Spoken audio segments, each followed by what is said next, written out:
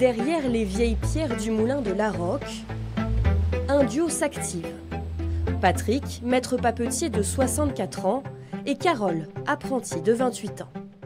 Tu as les fibres qui ne sont pas encore défaites, ouais, je vois. Donc là tu vas avoir des gros morceaux de pâte. Cela fait maintenant 4 mois que la formation a commencé, loin d'être terminée. Formation express, ça serait pour du papier industriel. Mais nous, comme c'est du papier qui est fait à la main et puis on a tellement de sortes de papiers différentes, c'est pas en une semaine que vous allez apprendre à faire du papier. Il y a 45 ans d'expérience à transmettre. Il n'y a pas de diplôme et il n'y a pas d'école, en tout cas pour l'instant.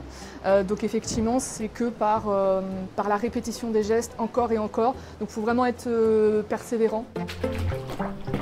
Étape par étape, sous le regard de Patrick, Carole confectionne le papier. Un savoir-faire qu'il est crucial de faire perdurer. Il n'existe plus qu'une vingtaine de papetiers artisanaux en France. Il faut que ce soit quelqu'un qui soit ni trop jeune ni trop vieux, de façon à ce que la personne puisse rester suffisamment longtemps dans l'entreprise. Puis c'est bon, moi je ne suis pas éternel, personne n'est éternel. Carole connaissait déjà le moulin, mais plutôt comme guide. Pratiquer est un vrai défi.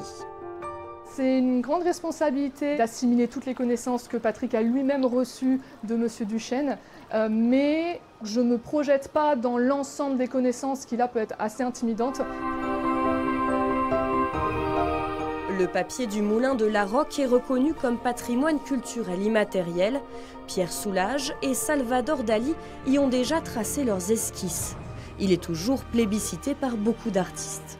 On a 4-5 commandes par semaine et après on a aussi des devis en cours et des gens qui se renseignent justement sur les différents papiers. On envoie pas mal d'échantillons.